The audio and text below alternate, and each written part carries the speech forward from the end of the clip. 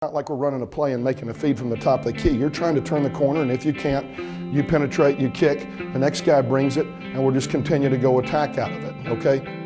Well, I was in Cleveland. I was coaching the Chicago Bulls, and in the midst of a very difficult season, probably feeling sorry for myself, maybe a lot sorry for myself at that point, and saw this piece on TV about Rob. And it showed this young man who was playing with a prosthesis, who was starting for his high school team, taking charges during the course of the game, diving on the floor after loose balls. I've had a prosthesis since I was able to walk, so I've never known anything else. So it's never, a lot of people have like a tragic situation or something like that, which is not very unfortunate, you know, but I've had it the whole time, so I don't really know anything else. So it doesn't really bother me as much as some people might think it does. And it inspired me, and I thought, you know what, why in the heck are you sitting around here feeling sorry for yourself? This guy gets it. He's playing because of love of the game. You got a wonderful job. You just need to be coaching hard, not worrying about anything else. And I did something that I've never done. I sat down at my desk at the hotel and wrote him a letter and told him how he had inspired me and how much I admired him, and if I could ever do anything for him to let me know. I got the letter from my high school basketball coach, Coach May, and he gave it to me. I opened it up, and I was very, very excited, to say the least, that an NBA coach would, you know, write me. Not to mention I had known everything that he'd done in college and the reputation that he had. So I was just very excited to have that. I told him, I said, well, look, we're going to be out in LA playing the Lakers. I said, do you have any interest in going to our practice and going to the game? And he said, sure. So Rob took off. A day of school, I think. I hope we're not getting you in trouble now. But came by our hotel and rode over on the bus with us to our practice, and we went to lunch. And lunch led to a lot of conversation about what he wanted to do with his life, and he told me he wanted to coach.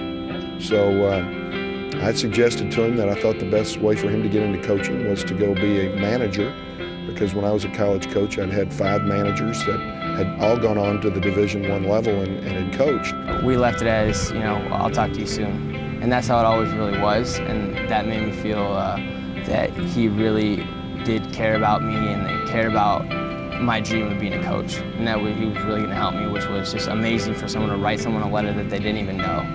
I got a call from SC to come coach here, and I walked into the press conference, and Rob was sitting there, and I thought, good, I know somebody here at this place, and we can get her going. And he was working with the basketball office, and the transition and carryover was easier for me because he was here, and he became our senior manager, our lead manager. Officially, my title is head manager of the basketball team, which has a lot of different duties. Mainly, I'd say my job is practice preparation, game preparation, just willing to do anything, absolutely anything that they say at any time of the day.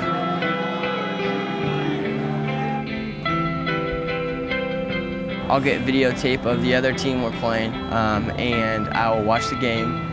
I have a clipboard in front of me and also a marker board to write up plays and stuff like that. Even though this is not my job, this is kind of like an extra thing for me. Just kind of, you know, keep learning, basically.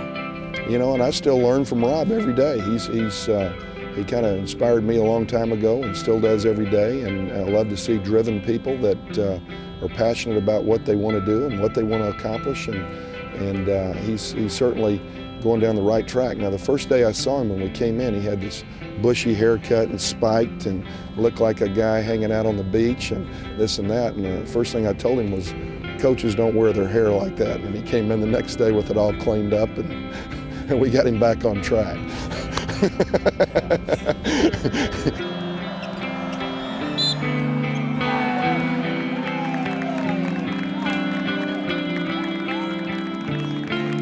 A very important quote to me was from Coach Bobby Knight, who said that, "Don't tell me how rocky the sea is, just bring the darn ship in."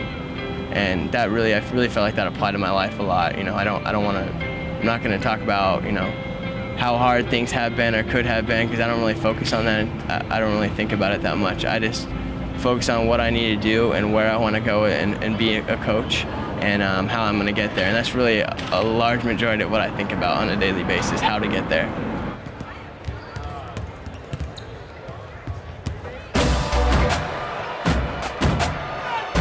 Luke Olson,